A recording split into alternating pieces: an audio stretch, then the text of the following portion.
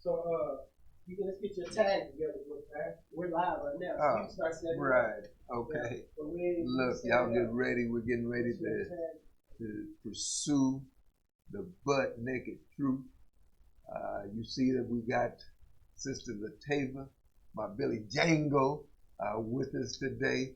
She's going to be sharing the wealth of knowledge that she has in her cranium. And boy, we're going to mix it up today. You know, we got a number of things that we're going to talk about.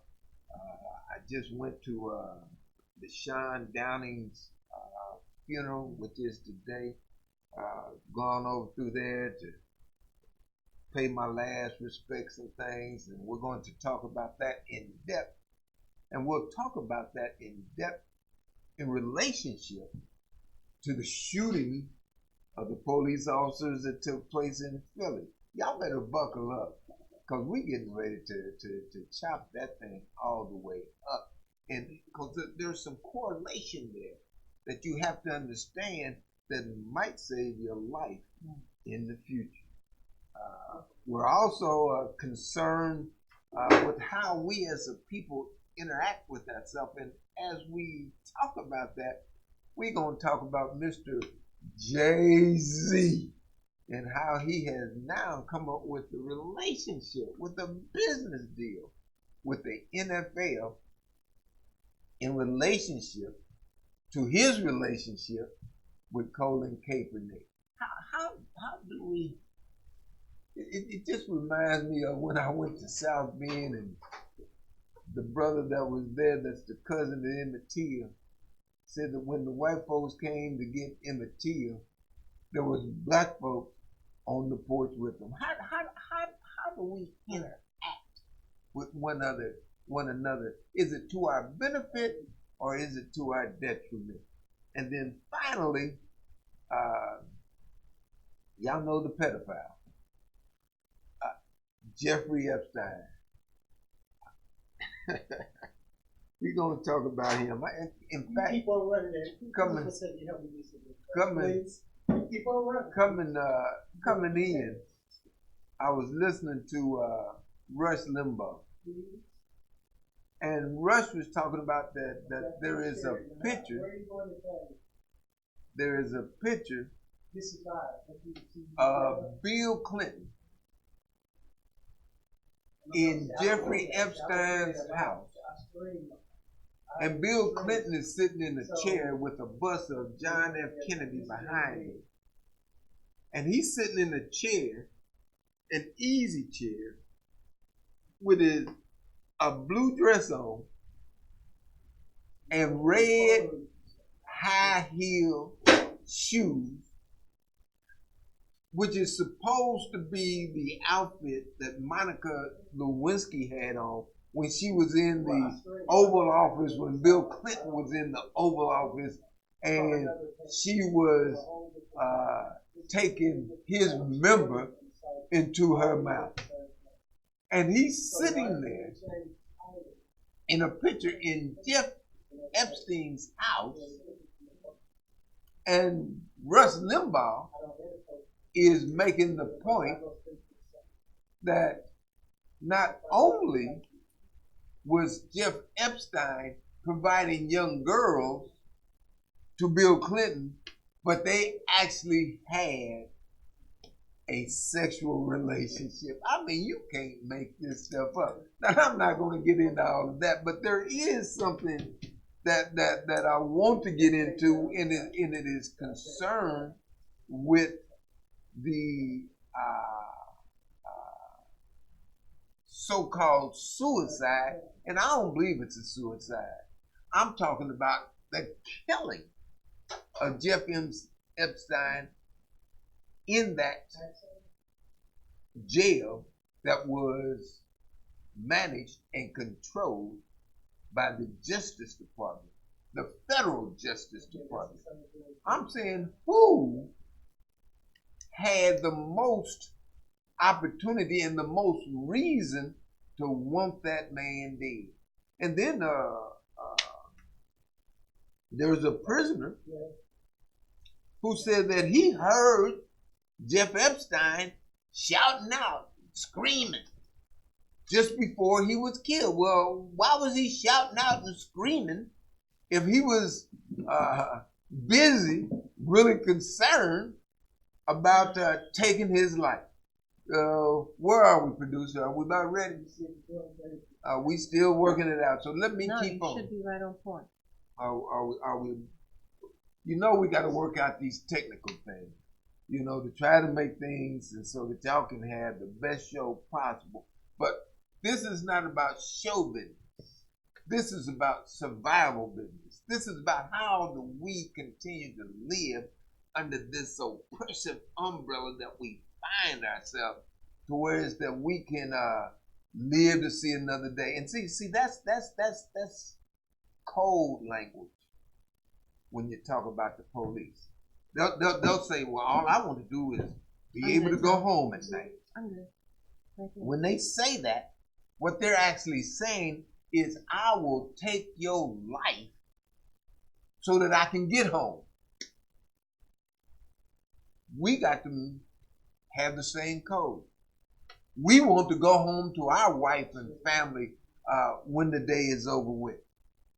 And that brother in Philadelphia might be exposing the key. Y'all better buckle up, because I'm unbossed, and unafraid of the truth, the whole truth, and nothing but the butt naked truth. And we're going to seek the truth today. And Sister Latava, flamethrower. Truth come out, rapid response. Her words have been known to start fires. We gonna give her some ammunition, let her throw them flame, be that flamethrower, and start them fires. Look like we about ready to get started here.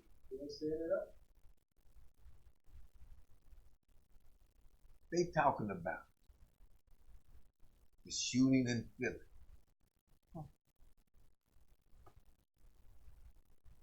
My brother, Deshaun, he's dead.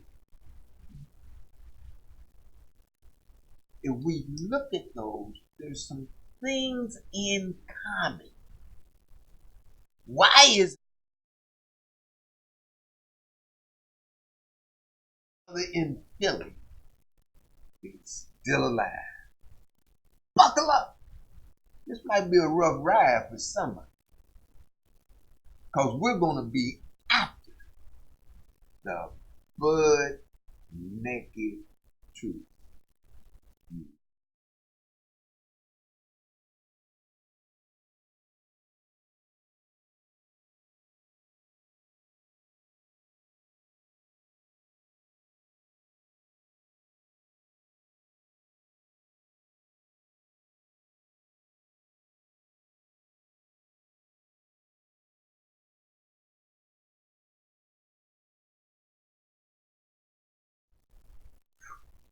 Welcome. For those who don't know, this is Elder Mmoja, Ajabu, your host for After Naked Truth. This program is designed to strip the clothes off of well-dressed lies. And because those well-dressed lies will be exposed, not have on any clothes, this program is X-rated, because the truth will not have on any clothes.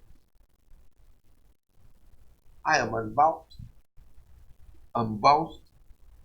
and unafraid of the truth, the whole truth, and nothing but the butt naked truth. You are listening to the most truthful talk show host in the business.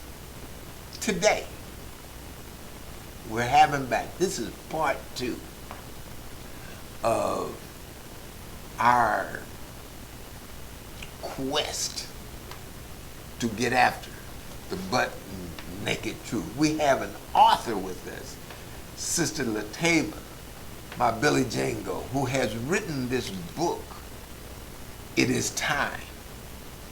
And you can get this book on Amazon. It's available online. We'll send a link by the end of the program. So pick this book up, because it's very well worth reading, because she says it's time to stand fertile in what appears to be our extinction. And I love that language. This time is very fertile. Absolutely. And I want to go into how fertile it is. When you talk about our extinction, I was just at the funeral of Deshaun. And when I was there, Downing, it just hurt me that the brother lost his life. And he was armed, they say. And while I was there, I ran up on the vehicle that he will be taking his last ride. I'm here at Friendship to get Missionary Baptist Church. Rescue. That is the hearse. Sister says it is time to stand fertile in the face of what appears to be our extinction. I'm not ready to become extinct. And so we're going to talk about how not to become extinct. Sister Latava, welcome.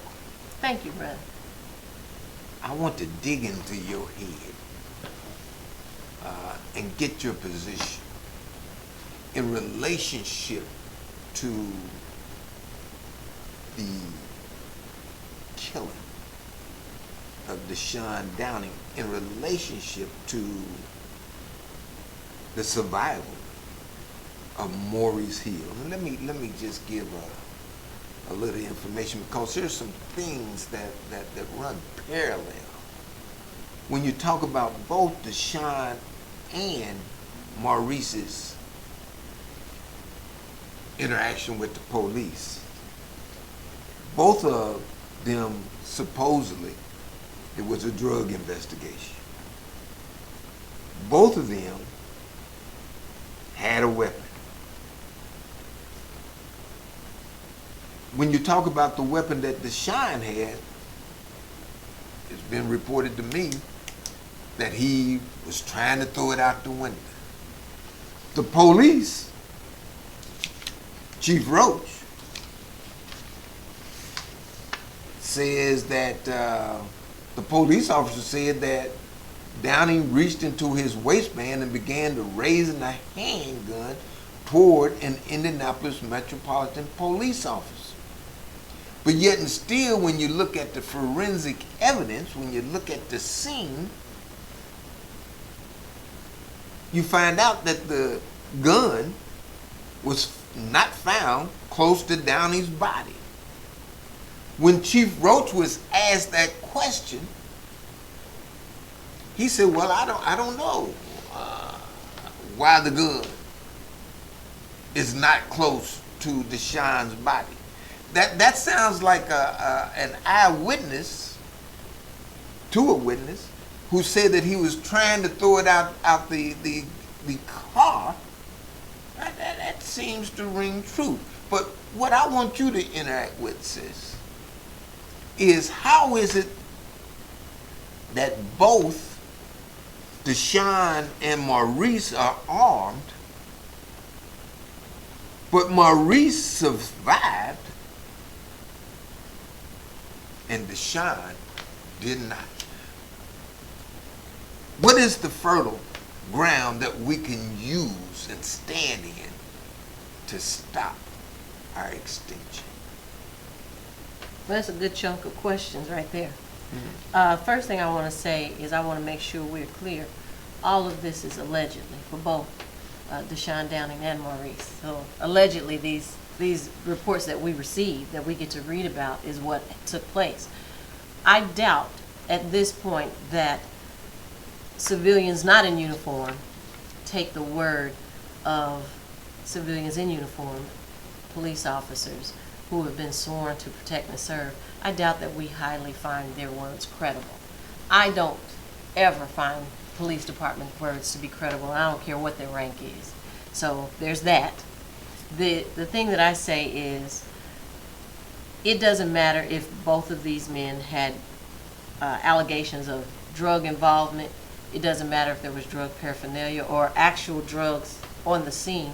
Those things do not warrant a death response.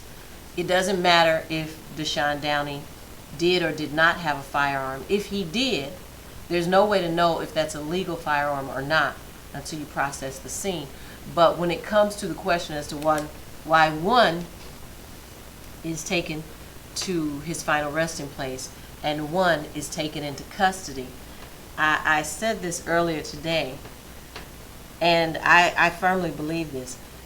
When a person who has shown their willingness to kill is taken into custody, it's for the same reasons you're careful how you remove a rattlesnake. You're careful with things that you know might kill you.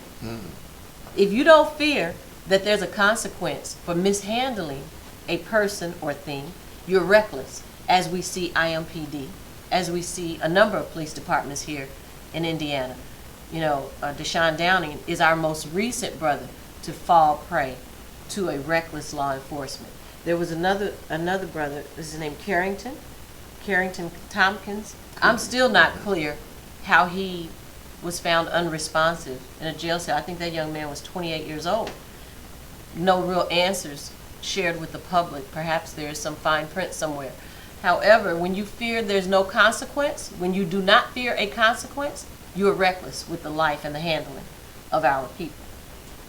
So Maurice was taken into custody because he removed all doubt. There was no question that there's a consequence to how you're going to come in his home. There's a consequence to how you're going to handle him. And once the police department, their full squad, was clear that there would be an absolute consequence, they used great care.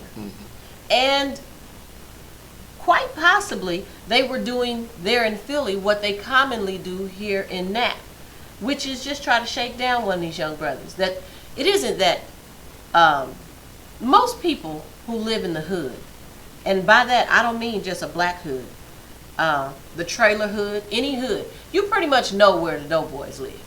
You know where the trap house is. This is not a mystery to anybody. So drugs is too profitable a business for us to think it's just a mystery where they're coming from or where you can find them. So that's not a mystery. The reality is, it is common practice here in Napa for officers to shake down dope boys. I have no reason to believe that's not a common practice anywhere in any urban area across this country. And there must be a consequence from time to time. It's not going to go as easy as they hope. I'm not saying that that's what happened with our brother Deshaun Downey, because I don't know that man. And I can't do anything but respect the loss that his family has suffered at this time. But just because they allege that there were drugs in the vehicle or firearms in the vehicle, none of that is relevant to the reckless actions of IMPD. Tax dollars pay those officers, and they must have to answer. They are civilians in uniform, and they should have to answer to their actions and the misdeeds of their actions. They were unwarranted. Initially, we were told that Deshaun showed a gun. Then when the story needed to conveniently fit a narrative, as it always does, he pointed a gun. He pointed a gun and threw the gun. He pointed a gun and didn't use the gun. I mean, if you're going to commit to the pointing of a firearm at a police officer, I'm really curious. Somebody with that gut, I highly doubt that he wouldn't have pulled that trigger. I don't believe that. And I don't know the man, but I'm just saying, if at the point when you've committed that far, I mean, this is not a Grand Canyon leap. You're right there at the threshold at this point. You do know your life is on the line. You are damned if you do and damned if you don't. You might as well do at that point. So I highly doubt that a firearm was pointed. And I can take that position because, you know, I'm not sitting in a public office of any sort. I'm giving my sincere opinion of the facts. Yeah, I do the same. Because this is not a documentary. this is an opinion. Fair enough. And I have an opinion. And I express my opinion. And I would not even be concerned if it was me. If there's an assault on my life. Absolutely. And somebody Absolutely. has a firearm Come and on, they're man. assaulting Exactly. my life. I'm not going to question whether the firearm I have is legal There you go. or illegal. Right. My question is, will it fire? And will it keep on firing till it won't fire no more? To whoever it is firing at me is neutralized, and if it runs out of ammo and I can find another one, I don't care if it's illegal, legal, or somewhere in between. Will it fire, and will it shoot straight, and can I shoot it regular to where it's that I can live out of this interaction? I think we have, as a people, we have allowed our community to be conditioned to think that black people do not have the right, the same right as everybody else in this country to bear arms. Black people have just as much right in this country as anyone else to bear arms. And it doesn't matter if that is a popular opinion, but we've got to start challenging some of these positions about, you know, the firearm buyback programs that happen exclusively in black communities. We have to challenge these positions where, in order to be righteous or religious, you have to be disarmed, while we know we are being assaulted. And you can't say, well, there's too many guns on the street. You're not appealing to the moral construct of a person who means to do harm when you start talking about, well, it's not nice or it's not right to bear arms. You're only appealing to those good people. So you want to disarm the good people by appealing to the soft spots in their heart that we need to get a few of these guns off the street. Okay, that's fine. It won't be mine. No, it won't be ours. Okay, you can get guns off the street. Start turning in yours. But what I do know for a fact, Caucasians in Marion County will visit a yard sale and ask to buy firearms. Right. And they're not worried about And your get 'em. dealership license. Yes, they get them. They don't care about your dealer license or anything else. I guarantee you that happens. And so it is exclusively in black communities. And our so-called clergymen who are so concerned, they are huge perpetrators in that fraud. And packing themselves. And got armed security in their churches on Sunday. They but they got arms on them, and I'm it feels the telling need you. to be, you know, Jesus not enough for them, Right. but Jesus got to be enough for me, Right, or right, Jesus got to be enough for right, you. And they'll host these turn in your firearms at their churches and things of that nature. It's totally foolish. And this situation here, to me, is a great example of that. This is a great example of that. If IMPD was handling this as a routine traffic stop, which is what they have repeatedly said this was. Yeah, they said they suspected something, but it was a routine traffic stop. We Under have what to make them auspices? exactly. You What- have there to was bring no- it all no the way back traffic to the ticket. beginning. You know, under what auspices? Absolutely. You know. What was the supposed violation of Yes, this? and And there wasn't everything none. that happened thereafter, And we totally haven't out of order. we haven't heard that there was a warrant when you're talking about in Philly. But the you raise a point concerning that in our community we have to understand that we can bear arms just like anybody else can bear arms. See, that's the law, but it's not the practice. If a police officer sees a black person with an arm, it's justification for them to shoot that black person. We saw that with Deshaun, if he had an arm. We also saw that with in Missouri with the brother that got shot down in front of his girlfriend and child. His name is evading me. He had a legal weapon. He had the permit on him, and the police officer, he's got a gun, and shot him. And it's not against, even if you don't have a permit, it's legal to have That's a right. gun in America. But if you're a black man specifically, and you with the permit, and you with the gun, your life is still in danger. I think, No, I don't think. I know that when you talk about the brother Maurice Hill in Philly, he showed us, and I like your point, to come up in here and try to take my life, there's a consequence. Absolutely. You can't come and take my life and then come talk about that you were scared for your life. No, when you hit the doorstep, I was afraid of my life and I acted accordingly, and he got 6 of them. He got 6 of them. He was doing the Lord's work as far as I'm concerned. Look.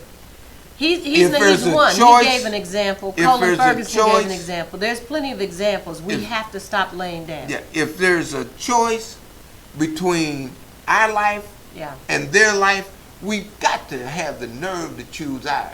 They keep trying to tell us, well, comply, then complain later.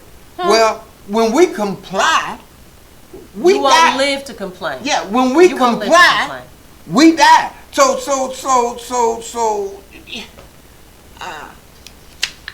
I think that we got to get the lesson that Brother Maurice Hill taught us, and I can't ignore the age difference. When you talk about the shine, he was 46, 45.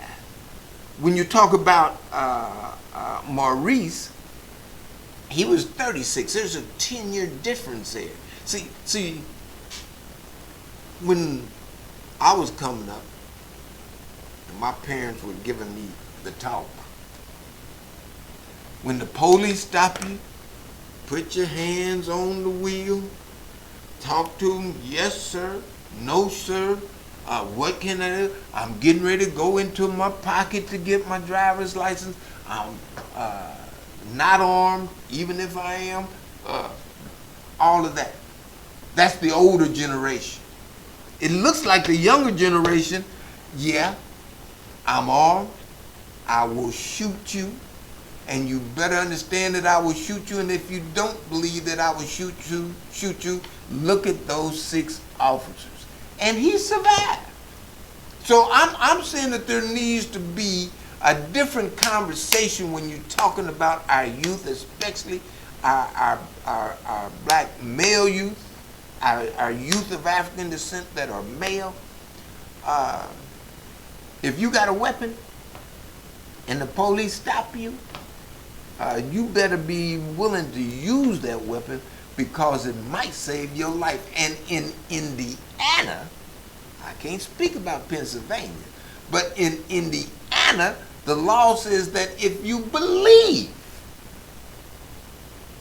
that the police unlawful arrest is trying to arrest you unlawfully, then you have the right, not only the right, the duty to use the force up to and including deadly force to stop the arrest. So if the incident with Maurice happened in Indiana, and he decided that they was trying to arrest him illegally, and we don't know of any warrant. I ain't seen no warrant. If there was a warrant, they haven't shown it yet. Well, they may not have mentioned it, but I will say this. If they don't mention it, and there may be one. I haven't heard mention of it yet. Yeah, but if there was a warrant and he don't know there's a warrant, and a bunch of police jump up on his doorstep, he can believe that they are there illegally. Believe. Don't nobody control your belief but you.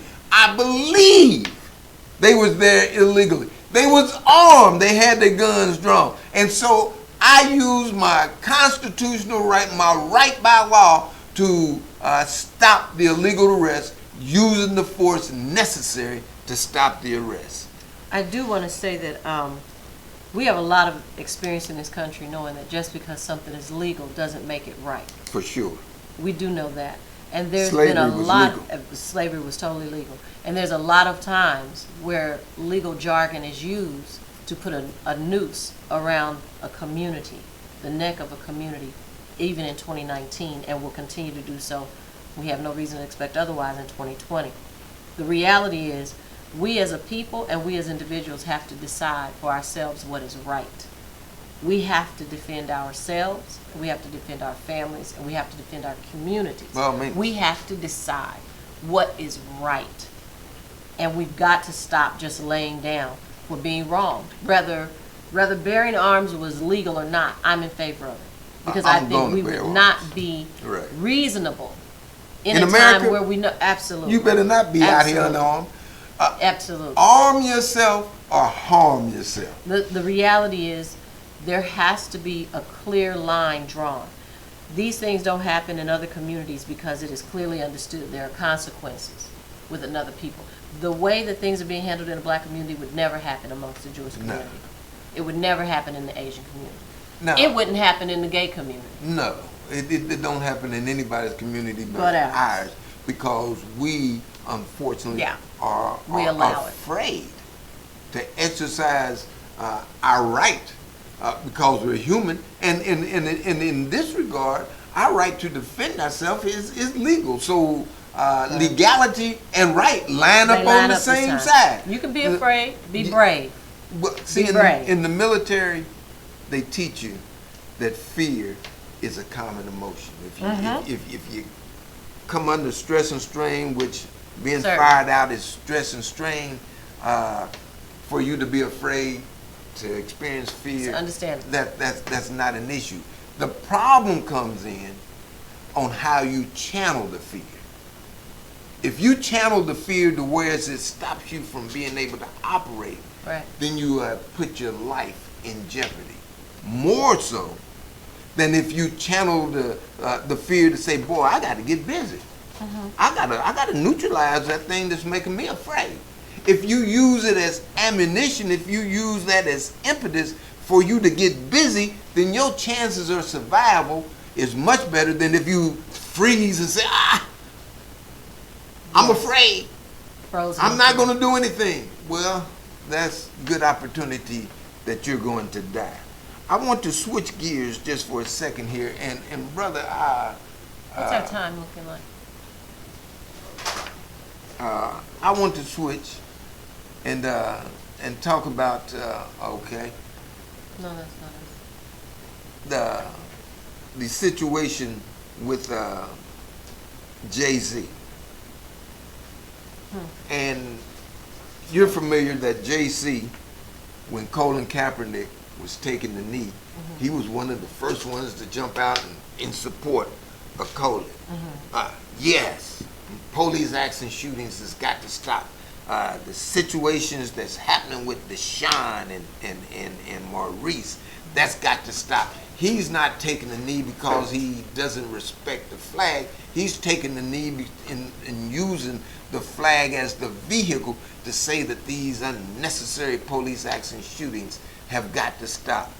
Now we find out that JC has made a deal. He's probably worth $1 billion. But he done made a deal with the NFL. When it comes time for the Super Bowl, he's going to be the one in charge of the entertainment. Interact with that. How do you see that? Well, I'm not as bothered by it as I recognize the general public typically is. I mean, there's been a lot of backlash from that. And I understand, generally speaking. From two perspectives is the reason it doesn't bother me. One, I feel like Jay-Z, prior to this day, has put his money where his mouth is in his support of Kaepernick in the organization he started to help fight injustices. I got to give him one for that.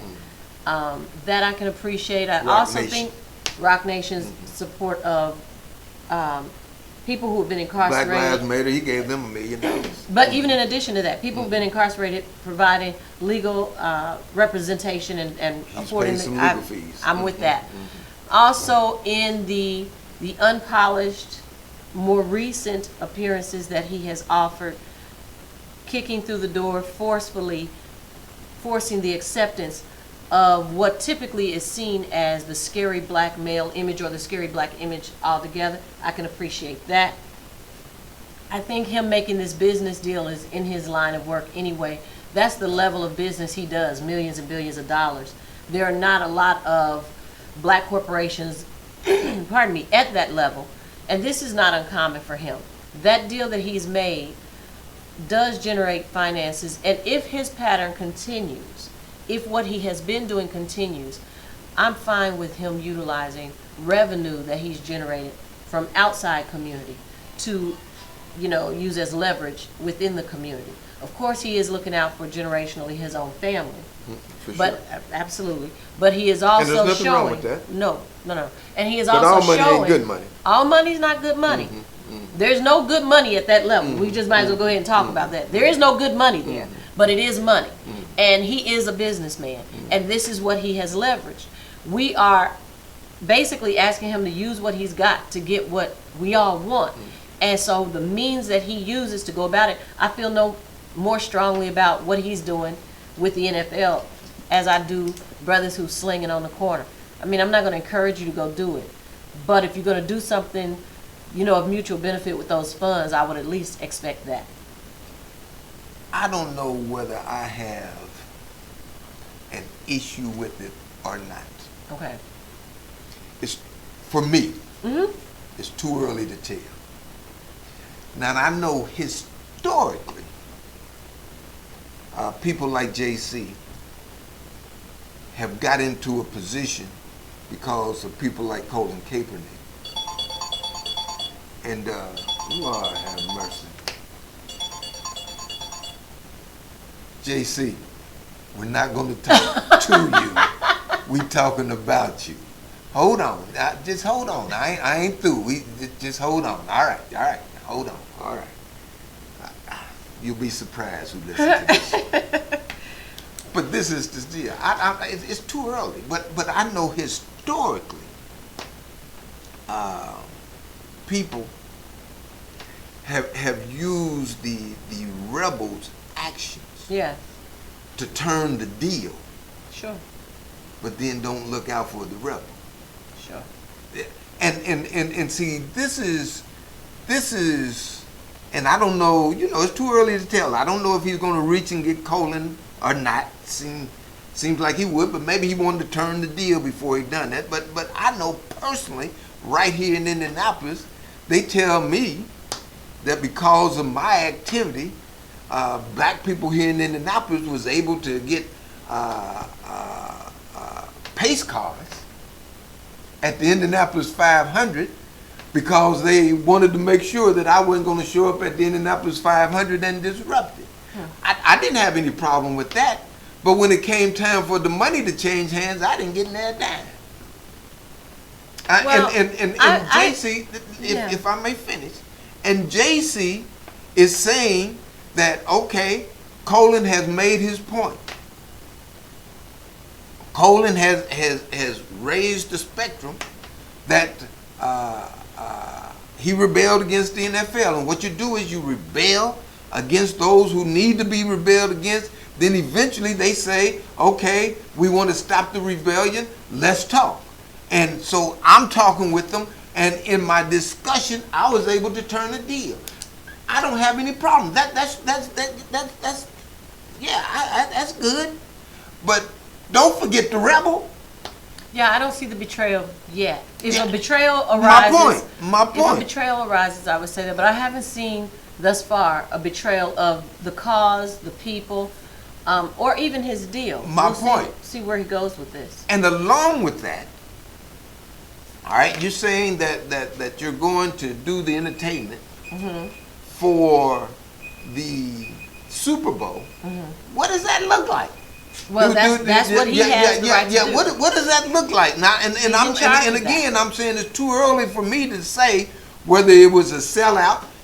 Just because you get some money don't mean that you done sold out. Yeah, I don't see the sellout move yet. Well, and again, I'm saying it's too early for me to tell. Yeah. But it's got to be highlighted, JC, that if you're gonna get the money, then you ought to be held accountable on what you do with the money. What does the show at the Super Bowl look like? Well, I don't know. You're saying accountable for what he does with the deal he's made? He didn't make the deal on behalf of our people. He just made a business deal. So when you say And accountable, what do you mean? I'm saying that he admits that the reason why that the NFL brought him to the table to make the deal was because of They're trying to make amends, make this Colin go away. Kaepernick's behavior. Mm-hmm. Okay, all of that is within line of Colin saying that the quality of life for our people has got to get better. All right, because of Colin's behavior, JC was able to get in a position Yes. to make the deal. They didn't go. They hardly ever go to the rebel. They always want to go Yeah. to some other. And I'm not calling JC a Negro, but that's normally who they go to. Who they see and, as a and, lesser and I'm threat. not calling him a Negro yet. Mm-hmm. It's too early for me. Yeah.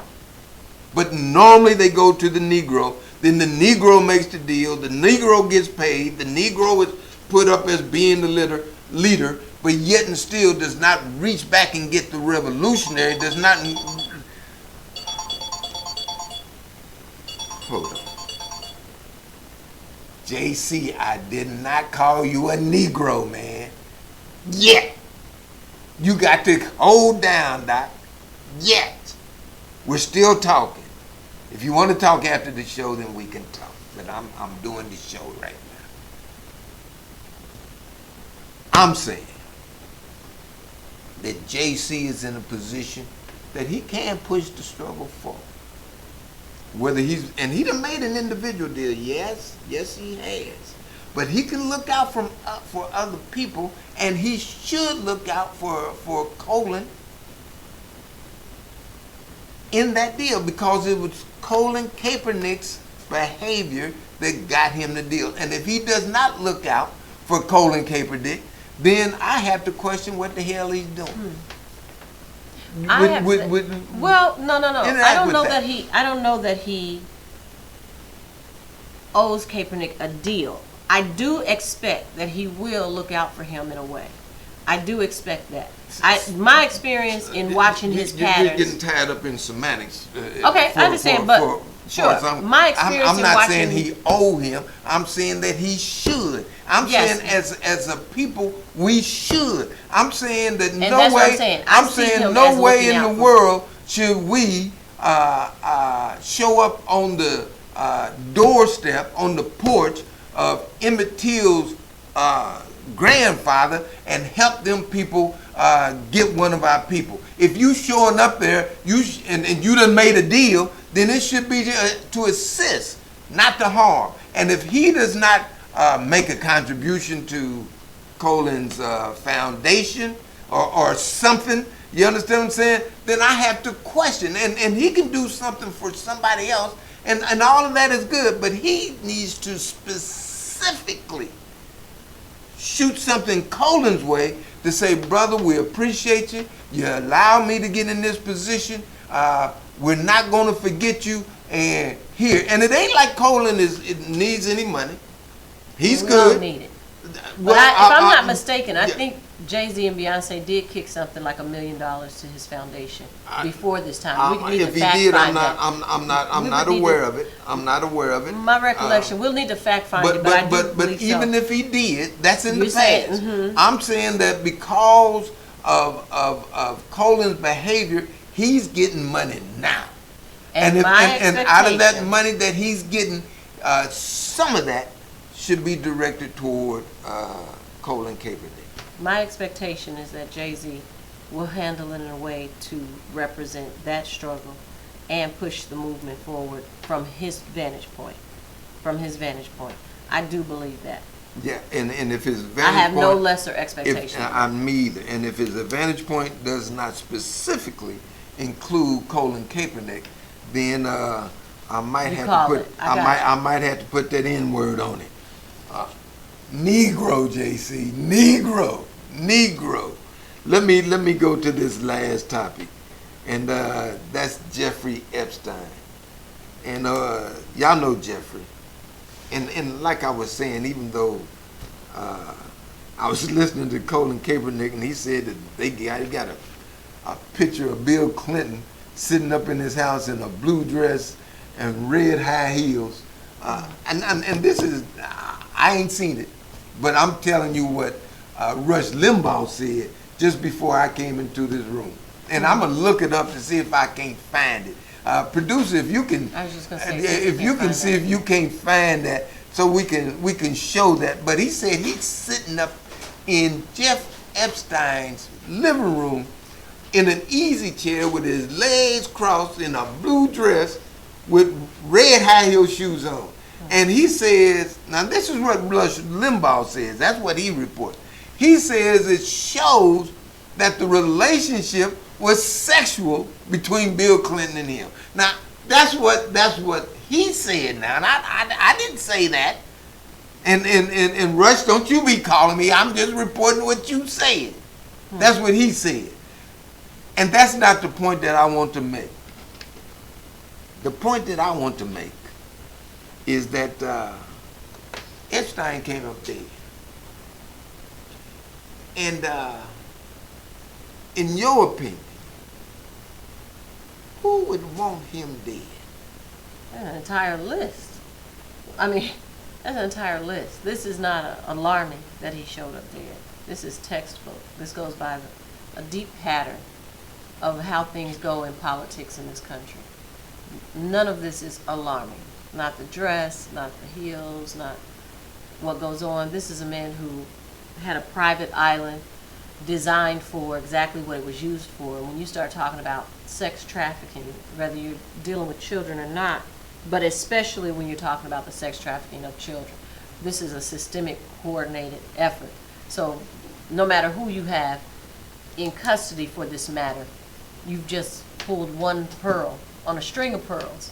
So everybody else that's in that lineup would have good reason to want him to not testify. So when it comes to who would have wanted him dead, you've got a long line of potential I would agree with that. people who would have been indicted by his testimony. But this is not alarming. Who can get it done is the question. Anybody that has ever visited that island, again, we're back to the economic level of these individuals. They have long arms. Yeah. They got deep pockets and they've got long arms. And there's not a short list of people who could do that. That's a long list of his friends, which goes to show you politicians work and represent their ilk, their circle, their peers. And so these are individuals who aren't just politicians, but they include politicians. And yes, the Clintons are among them, but the Clintons' hands have been dirty in all sorts of things. And this isn't the first time their name comes up in smudgy places. Yeah, I would agree. You can go Trump on down. You know, Trump on down. I would agree. This could be a long list of people. So we can't even point this in a single direction. I think you can. Okay, well, Yeah, give me who you got. I think you can. Give me who you got. That's where I'm going. I think we can point a finger. Well, you can start at Trump and you work your way down, but I can tell you, that's a long list. I'm saying we can point a finger, and the finger actually points to people that would be in a position to get it done. See, when you look at Epstein's history and the deal that he got in Florida,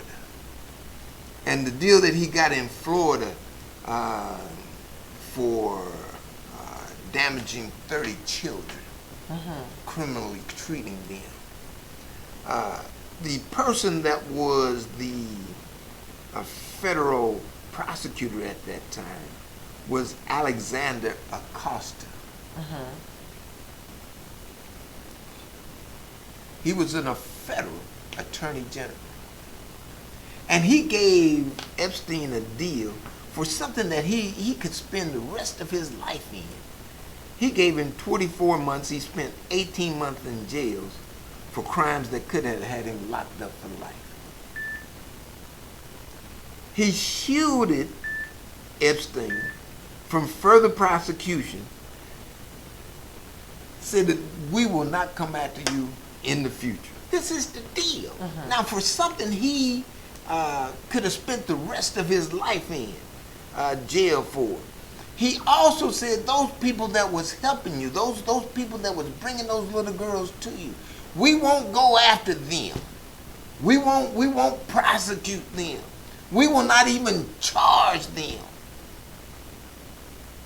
And then he said, And when you go to jail, we're going to let you participate in a work release program 12 hours out of the day. You get out at 8 o'clock in the morning. You don't have to be back till 8 o'clock at night. And your job is at your office downtown. And then when you get back to come to the jail, when you go into the jail cell, we won't even lock your door. This guy, when you talk about Trump, became Trump's Secretary of Labor. Mm-hmm. Trump knows him.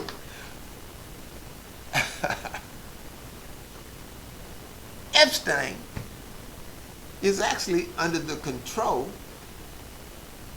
of Attorney General Barr, who is under the control of Donald Trump, who is in cahoots. Very good guy. He said Acosta, very good man. Very good man.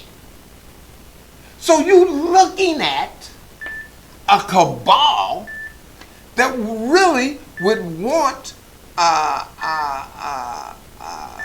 Epstein dead, because Epstein could really say how he got this sweet deal at the hands of Acosta, who is Trump's friend, who is Barr's friend, and Barr's over the jail that Epstein is in. It's been reported that before Epstein supposedly committed suicide, people heard him in the cell hollering, "Ah! Is it? Oh! Yeah, here it Do we is. honestly believe? Here it is. Here it is. It's reported." Do we believe? Let me that finish, Trump- if I may. Okay. Here it is. So now, and then here it is, Rush Limbaugh again. He's saying that when he first was reported to have tried to commit suicide, he was in the jail with an ex-police, in the cell with an ex-police officer who was known to be brutal. In fact, he was up in there for killing somebody on the streets. And when he said it wasn't a suicide attempt, it was actually that they put this cat in there and the dude was choking him, and the reason why they took him off suicide watch was to get him out of the company of this ex-police officer, Miami police officer, who was known to be a brute. When they go to and look at the autopsy, it looks like they say he died of asphyxiation, but it looks like the asphyxiation came from being choked by the way the bones are broken in his neck, not from a hanging. Now this is Rush Limbaugh. And I don't know where he gets his information. I'm just telling you what he said, which a lot of those conservatives are listening to. But I believe in doing my white studies, and so I was listening to that on the way here. So now you got Epstein, who could actually talk to you about federal officials, who's now in the federal government, who's controlling the jail that he's in. I'd say that the only people that really could have got to him in the cell were federal officials who are on the payroll now, and I think it might go all the way up to Trump. It definitely goes to Attorney General Barr, and I believe that Alexander Acosta might have told Barr, look, he's going to tell on everybody. And we don't need to tell it on everybody. Take him out. I'm through. Talk to me. Well, I think we have to go back to Trump, or any president for that matter, of this corporation, is not the pinnacle of authority in this country. And we do understand that presidents in the United States are owned and controlled by a much greater and higher power than that particular Oval Office. And so even though we can associate this man with Trump and that peer group, that lateral peer group, that is not the top of that mountain. I think that iceberg definitely has a much higher peak, and it also runs a lot deeper below the surface. So that's literally my only opinion. It may reach Trump, but that's not the top of this iceberg. Oh, I'm sure it goes up. It goes far beyond him. No doubt about it. But there's I got nothing some that Trump will feedback. act on. I got some feedback Okay. from a brother that's listening. I don't know why he didn't go to the chat room, but he came here, and he says Sister Latava is correct. Gun control only means control and disarming the black community. We should never buckle to those measures. Historically, white people have always attempted to keep arms out of black people's ownership, dating back to slavery. I understand issues between the police and black communities. However, we should be very responsible in ways we word violence to young black people. Young people only hear shoot the police. I guess he's talking about me now. They don't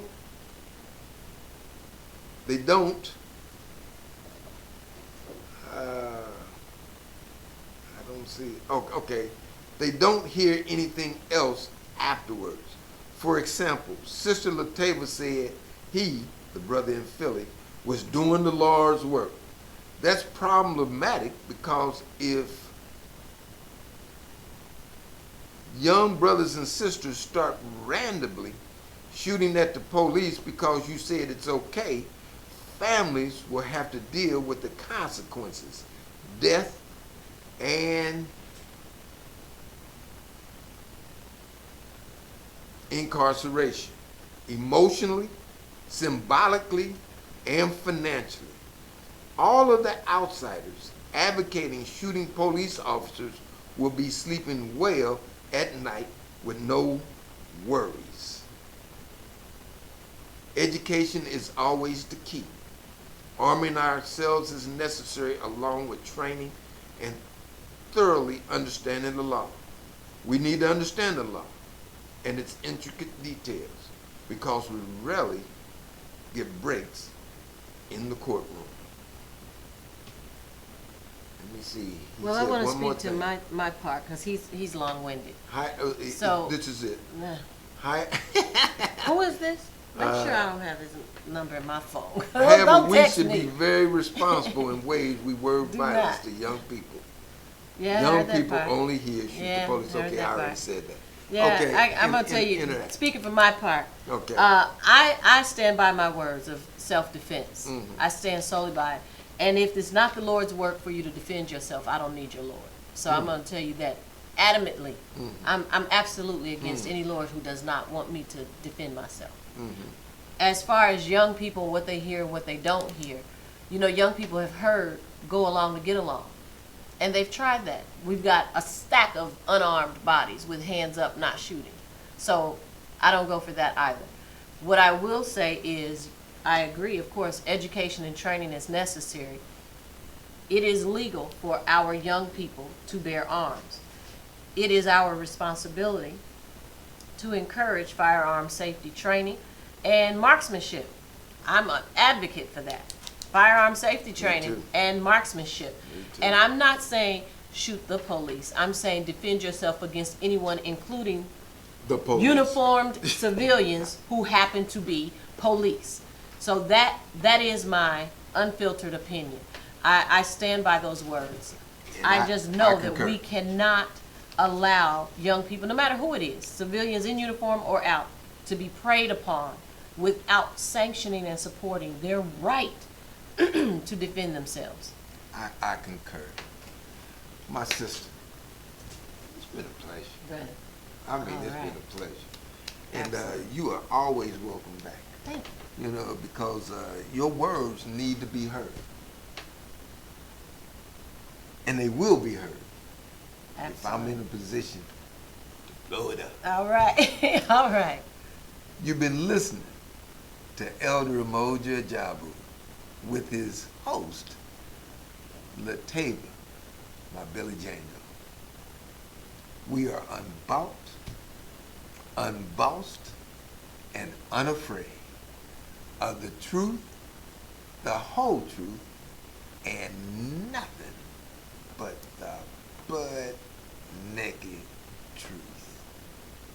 Blessed are those who struggle, for oppression is worse than the grave. It's much more noble to fight for a cause, even kill for a cause, than to live and die enslaved. We are the Africans. I don't have but one question for you. You ready?